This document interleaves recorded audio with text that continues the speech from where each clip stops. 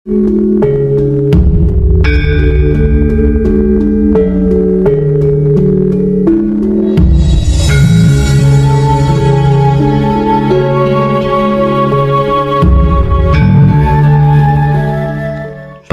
orang mengaku spiritual, tapi masih sering menganggap spiritual yang beda dengan dirinya itu keliru, salah, kurang jangkep, dan lain sebagainya. Padahal harusnya kan tidak begitu yang jati. Ya syukurlah banyak orang yang menganggap dirinya spiritual. Paling tidak seseorang itu berusaha untuk berjalan dengan baik, hidup dengan baik. Tapi seyogianya kalau sudah berani menggunakan cap spiritual, itu tidak boleh melemahkan, menjelekkan, mengkonotasikan pihak lain itu belum spiritual. Karena apa?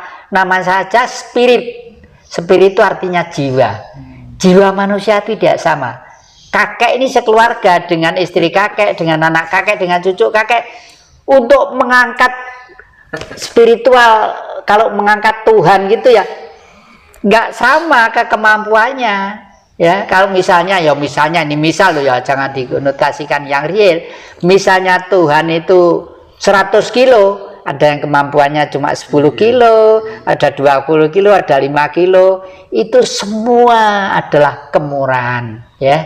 Dan itu harus disebarkan supaya tidak saling nuding. Itulah sebabnya Bung Karno menaruh sila yang pertama, ketuhanan yang Maha Esa.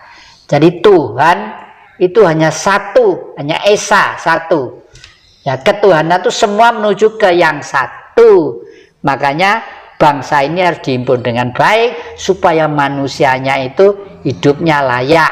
Untuk hidupnya layak harus ditata dengan sistem demos kratos atau demokrasi. Demos itu kekuasaan, kratos itu kerajaan. Demos itu adalah rakyat, kratos itu adalah kerajaan. Jadi rakyatlah yang berkuasa untuk menuju ke keadilan sosial itu. Okay. Tapi kan buktinya yang dengan sistem seperti ini yang kalau dibanding dengan di Denmark misalnya, atau di negara-negara yang memang berbasis kerajaan, ada bayi lahir gitu, tinggal langsung telepon ke dinas pencatatan kependudukan, nama anak saya misalnya inisial ini lahir kemarin jam 1 siang, 3 hari kemudian datang bawakan akte kelahiran sudah jadi dan beasiswa mulai dari 0 tahun sampai 16 tahun loh. Itu loh harusnya negara yang bisa dibilang negara itu kan harusnya itu ya. Harusnya begitu. Gimana ya? Makanya besok kalau sudah negara ini dipimpin oleh seorang raja ya, sekolah itu mulai PAUD sampai dengan SMA itu tanggungan negara.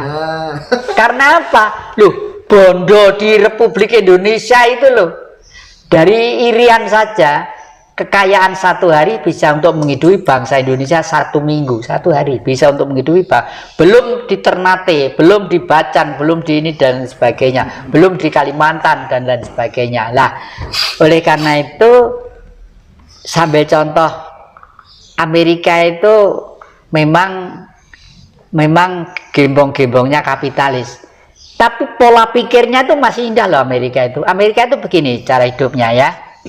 Di sana orang diberi kesempatan untuk kaya, diberi keluasan untuk kaya. Liberal yang kapitalistis. Karena apa? Karena hanya orang kayalah yang patut membayar pajak. Ya. Dan pajak itu diberikan ke siapa? Diberikan kepada rakyatnya, kepada manusia. Oleh karena itu di sana orang hidup di sana itu dia mulai sekolah ini sampai itu hidupnya itu boleh dikata ringan banget.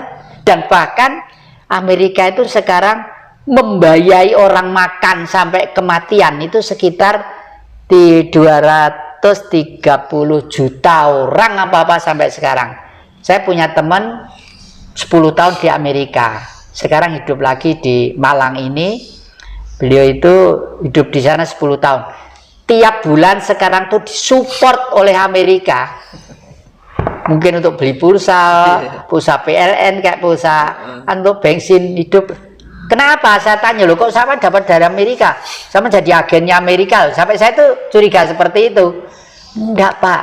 Karena saya waktu hidup di sana kan bayar pajak di sana.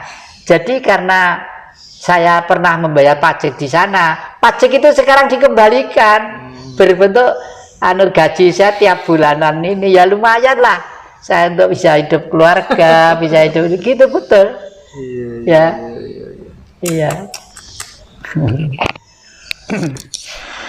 Iyalah, jadi apa, kalau misalnya andai kata kemudian kita ini tidak terikat oleh sistem perekonomian, aturan main internasional gitu kan enak, yang bikin mata uang lagi sendiri khusus untuk pembangunan di Indonesia. Kalau yang rupiah udah terlanjur ya sudah ikut sana. Sehingga tiap hari mungkin bisa ngeprint 1 triliun gitu kan, untuk bangun semuanya gitu. Itu kan tata cara mengelola negara yang benar, itu sebenarnya yang perlu dipelajari. Ya, bagaimanapun duit itu mempunyai beberapa fungsi ya. Fungsi pertama untuk mempermudah pergaulan ekonomi, meringankan manusia ya. Kalau dulu kan barter, kursi saya itu ditukar apa gitu, ngotong-ngotong sana, tukar beras, gorong lagi sini. Nah sekarang dengan uang itu sudah bisa mewakili segalanya.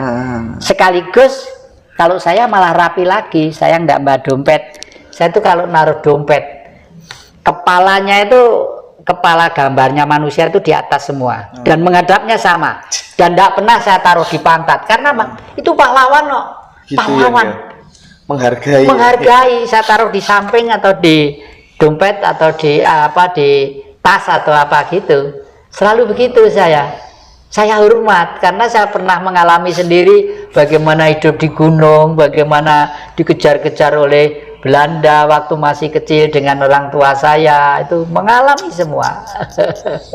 Yang paling terakhir, andai kata kemudian yang ingin memberikan pesan kepada siapapun yang memanage Republik ini, ada Pak Jokowi ya kan, dan siapapun lah yang sebagai penguasa di Republik ini melihat realitas sosial masyarakat yang sekarang terjadi, kondisi bernegara kita yang seperti ini, apa yang ingin yang Jatikusumo sampaikan kepada mereka yang itu berangkat dari lubuk hatinya panjenengan? Ya.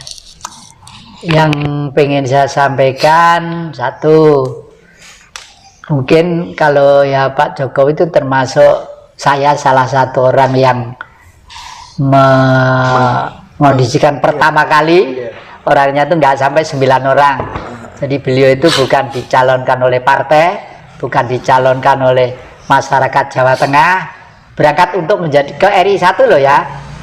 Nah, itu berangkat dari orang-orang di Jawa Timur ini, orangnya masih hidup semua ya, dan itu adalah kehendak gaib, kehendak leluhur untuk beliau tampil dulu, istilahnya tampil dulu gitu loh ya.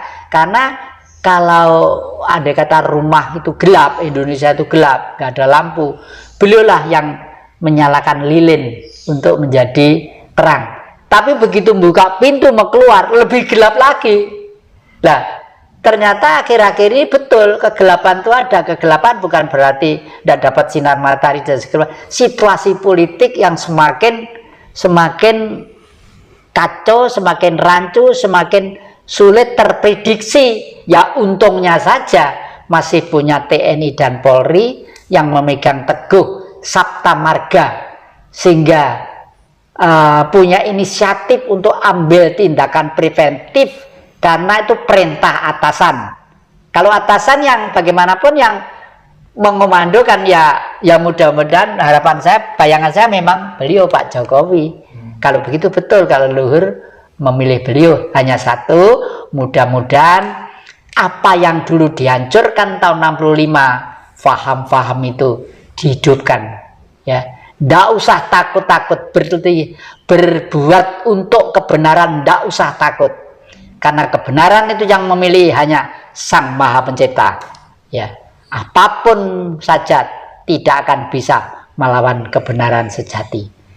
Terima kasih, mudah-mudahan Pak Joko Widodo sekeluarga dikaruniai kesehatan, bapak-bapak TNI Polri dan siapa saja, semua dikaruniai kesehatan, termasuk siapa saja yang merasa ini akhir-akhir ini sudah merasa salah untuk mendukung seseorang yang ada niat untuk tidak senang negara Pancasila, tolonglah sadar kembali ke jalan yang baik. Terima kasih, matur nuwun. Ayo yang jati.